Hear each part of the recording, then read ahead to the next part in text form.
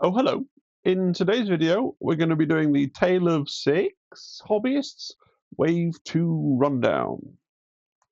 So what is Tale of Six Hobbyists? So this is a core group of six of us on the Tabletop Impulse Discord. We decided to follow in the footsteps of the classic Tale of Four Gamers series from White Dwarf. This means that we each commit to painting an army over a specified timescale. This year we're doing Age of Sigmar, with the goal being to paint 250 points each quarter, with a digital meetup at the end of each chunk where we catch up and chat. And then this year we're going to have a physical meetup after chunk 3 to play some Spearhead in Warhammer World. So there's the sub goal of getting a fully painted Spearhead by the end of chunk 3. So this is a showcase of the second wave. Let's get into it. And we're going to start off with my stuff because I'm the boss. It's my channel. So I painted some Barrow Guard, I think they're called. They used to be called Whites. I'm old. Painted some Barrow Guard. Honestly, these guys are not too distinct from the skeletons that I had already painted. They obviously have the hats with the winged helms on. They have a different banner with two cloth strips. They have a big drum. But other than that, they're pretty similar. Their shields are a bit more involved as well, a bit more interesting. But I painted them pretty similarly. Honestly, they were a pretty quick paint job, and I'm pretty impressed with the way that they turned out. The only thing I'm a tiny little bit unhappy. Not unhappy. I'm not sure. I decided to try and sort of freehand some sort of weird necromantic writing onto the banner, and it took ages. And I think, hey, it looks okay. Let me know what you think about the banner pole. It was a weird shape for a banner. I could have just left it green. Yeah, I don't know. I just decided to do that on it. But let me know, because I got another banner coming up to paint, because I'm painting some skeleton, just another 10 normal skeleton warriors. So I need to decide what I'm doing with their banner as well. Okay. And then I painted this Necromancer. Now, the Necromancer miniature is actually an old world miniature, and she's supposed to be for the Empire range. In Old World, she's supposed to be still a death wizard, obviously, but like a death wizard that's not quite a necromancer. That's sort of a bit more, shall we say, wholesome. But I decided that actually what we needed to do was bring her back to being a pure necromancer.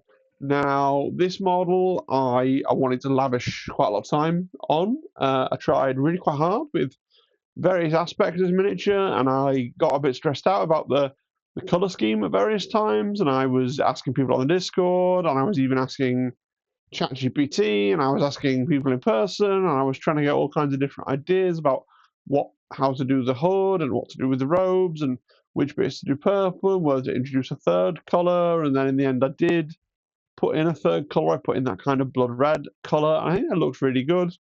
So it was a little bit of umming and ahhing and back and forth over the exact color scheme, but I'm really pleased with her. She looks, she looks cleaner, obviously, than the skeletons. She's obviously got less. There's still some bits of rust and stuff on the scythe metal and that, but obviously there's less like holes and things like that. I think she looks really cool. Really pleased with her, and probably the best single miniature I've painted this year. I think certainly, yeah, it's certainly up there for the best single miniature I've painted so far this year.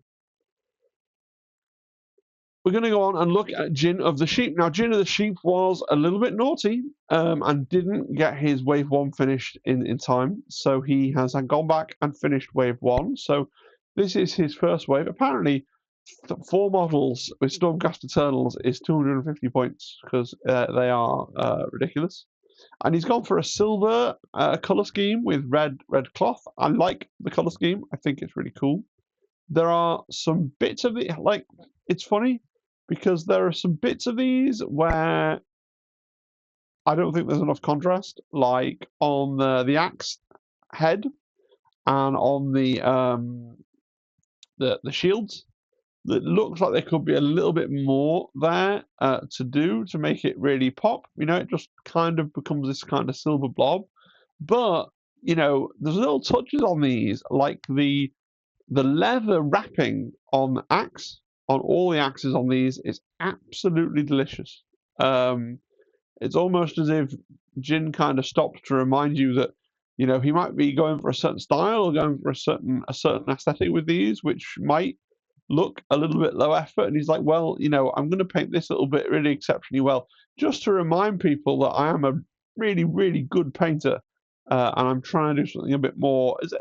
I wouldn't say experimental exactly, but there's a bit more sort of a theme going on with these, where he's breaking some rules. I would like to try and get a bit more contrast in there, but I think they look good, and I think I can kind of get behind the creative vision. And I love the contrast of the red cloak, and it's great to see Stormcast honestly in a color scheme other than gold, which helps as well. So that's pretty cool. I also think that the text on all they're not called purity seals in Age of Sigmar, but effectively the purity seals is all freehanded as well, so looks really good. And then Jin of the Sheep did a second wave.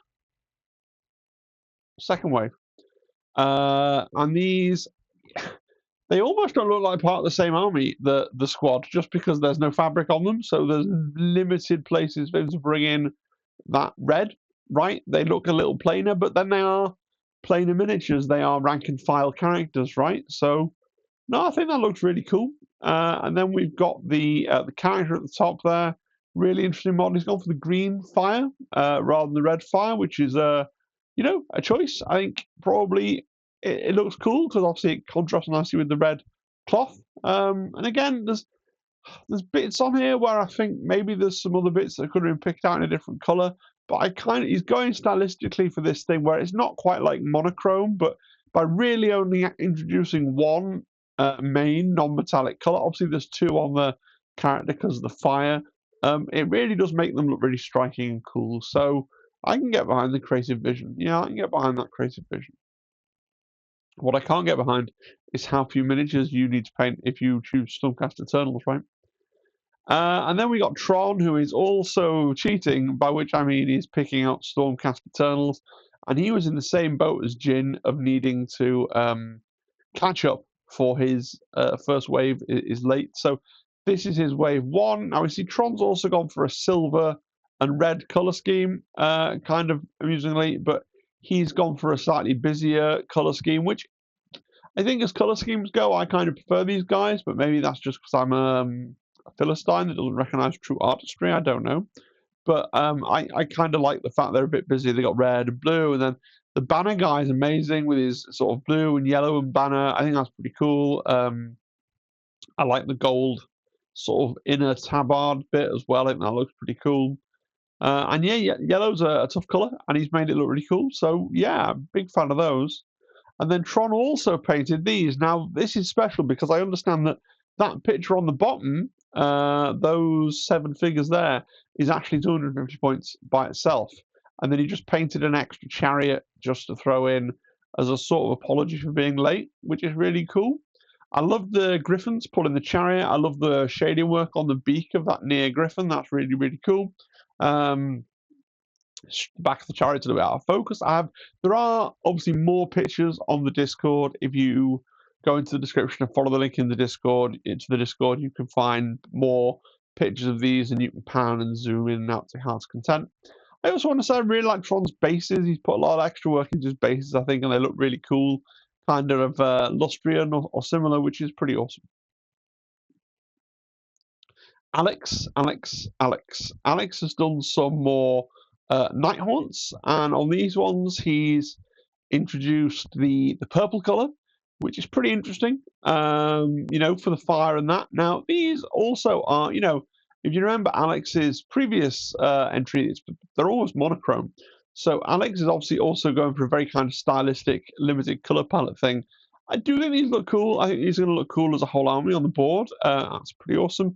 I do think maybe we need a bit more on some of the bits that are, for the moment, black. I think could do with a little bit more something to them. And certainly I'd want to grab black in and edge around the rims of those bases, but that's just one of my forever bugbears, right? And then we've got Ouroboros. Now, I feel for Ouroboros because he couldn't get a photograph of these that he was happy with.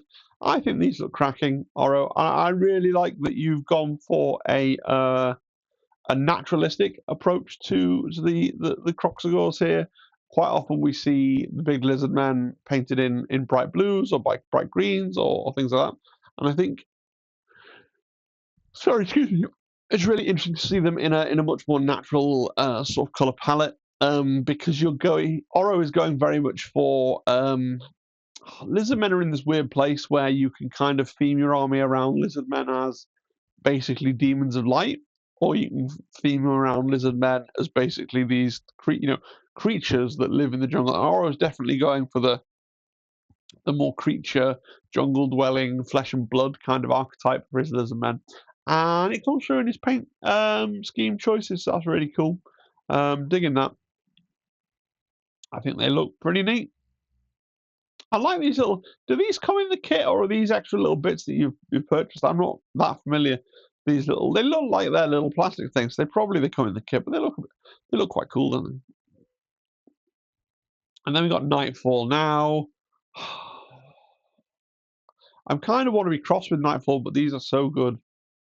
These are so good. Look at that banner. I mean, it is a sculpted banner, but it still looks really, really, really good. I really like his really dark and moody Blood Knights. I think they look amazing. He's worked so hard on them. Now, Nightfall did also miss the deadline for the first wave, and now he's submitted 250 points. But unlike the others, he hasn't caught up to the full 500 points. And so there was some back and forth on the Discord because I was like, well, where's wave 2? And he's like, well, this is wave 2. And I said, well, where's wave 1? He said, well, I missed wave 1, but I've already failed that wave, so I'm not going to go back and correct it. I'm straight on to wave 3. And I'm like, no, this is the first wave you submitted, so this is wave 1. You still owe me wave 2. So we are waiting Nightfall for wave 2. You're going to need to paint all of them anyway to get your spearhead ready, so you better catch up.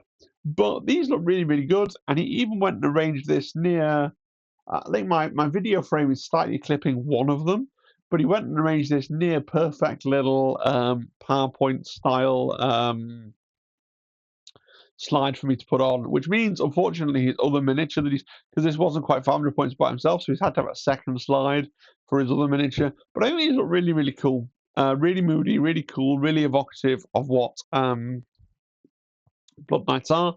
And I like the way he's decided to do the horses as a different, on the Games Workshop website, you see these, they're like all red, there's red all over. And I think they look so much better not being just pure red, in my opinion. So that's really cool. And then this is Nightfall's Vampire Lord. I have to say, I don't like this miniature. Nothing to do with Nightfall's paint job. I just don't like this miniature. But I think he's done a splendid job. I think doing the black armor highlighted up to very, very, very bright green is definitely a choice. Like, I might have done her armor in this the brass hue, or I might even have done her armor in the red hue to echo the riders on the horses. But it looks like it's this teal color. Like, it's difficult because we're judging 2 miniatures in isolation, right? It looks like it's actually this teal color is the color that he wants to have tying his whole army together, which I think is fair enough. I think when we see a few more elements to this force and we begin to understand the design language of the entire group, it will all make sense. And he's done a really good job painting those tiny little bats as well, which I think is amazing. And I should have said it on this slide as well, but the snow bases worked off really, really well as well. I'd love to know, Nightfall, which particular product you're using for your snow there, because it's really good, looks really nice. Yeah, and it's come out really, really well. And then, of course, it's not just a tale of 6 hobbyists, because there are actually 8 of us going along. So Slyan has caught up. Well, not caught up. Slyan never lagged behind, but has kept up the pace with people who have never missed a beat on these, and has also. I mean, look, there's a limit to how impressed I can be because this is my 3rd participant that's just done me 4 Stormcast, right? So, those of us who painted 10 skeletons are judging you a little bit, but these are really cool. It's a more classic Stormcast color scheme with the gold, but I really like the purple. They remind me a little bit of Cadbury's chocolate, but the purple really does add something. I think it's a really cool contrasting color, and yeah, I love the miniatures. I love the effort. I love the fella in the front with his book there. I think that looks really cool. So great models. Glad to see them. And thank you for extending my definition of 6. And again, we've got Great Gimiak. Now, Gimiak, look, on the one hand, he's not, as far as I can tell, finished painting all of these. And he continually posts things that are work in progresses, then forgets to post the next thing, and then doesn't quite make 250 points or whatever. But if you want to look at Gimiak's finished miniature there, I mean, it's really good. It's the best thing in the entire presentation. So how grumpy do I get to be that he's not robustly hitting all the deadlines and things, and how much of me do I want to sit back and just go, yeah, that's a really cool model. I love the way you've got some purple and stuff into the sort of shadows and things. Look really, really cool. Really cool. So what's next for me? I am working towards the Soulblight Gravelord's Death Rattle Tomb Host, right? So I've painted 10 Barrowguard, which you've seen, and then previously, as part of the previous section, I painted 10 Death Rattle skeletons. Now, I already have a painted White King. Not going to paint a second White King.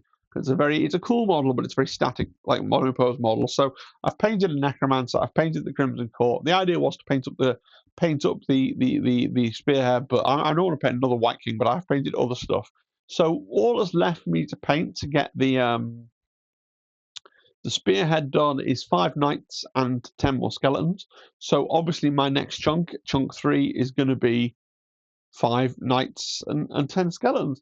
And actually, I have the 10 skeletons on my hobby desk right now, and they're pretty close to done.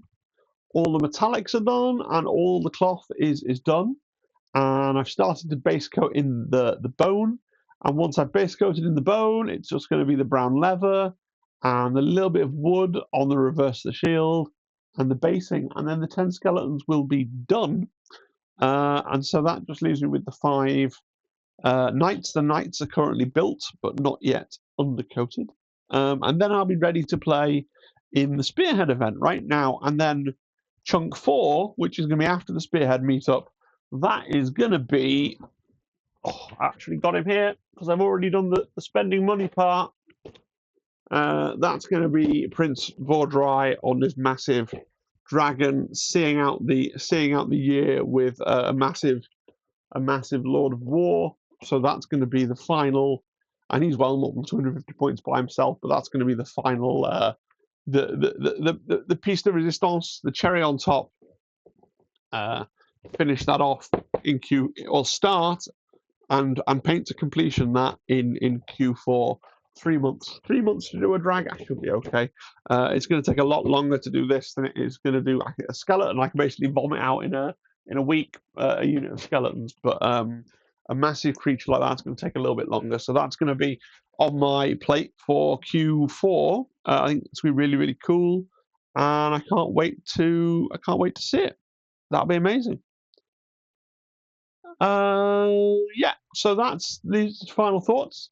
Almost everyone has caught up, and to be fair to Nightfall, what he lacks in quantity, you could argue he's made up for in quality. But don't be too kind to him, because we need to get the pressure on, because he needs to catch up, right? Wave or Chunk 3 is now in full swing. Like I said, I've nearly painted 10 skeletons for Chunk 3. So what have you guys been doing? And then that's it. So subscribe, comment, like, etc. If you want a closer look at any of the figures from this presentation, or any of the figures from last quarter's presentation, then join the Discord. The link's in the description, and you'll find the high-res photographs in there. And I want to say thank you to everybody, but especially to Alex, who supports me financially on the highest tier. Like, I have quite a few people who are channel members at the first or second tier, but Alex is the top G at the third tier there, giving quite a lot of money every single month. So thank you so much, Alex. It really does mean a lot. All right, guys, thanks for listening. Hope you enjoyed the PowerPoint. One last quick thing. Unfortunately, there will be no live stream tomorrow. I am a teacher, and it's my end of term meal out with my colleagues, so I will not be here to live stream on Tuesday. All right, so I'll see you for a video certainly later this week. Look for a video on maybe Thursday, and then of course we'll be covering the there'll be something out covering the big Warhammer preview on Friday as well. All right, guys, have a good one. I'll see you next time. Bye bye. Bye bye. Bye bye bye. Cheery bye.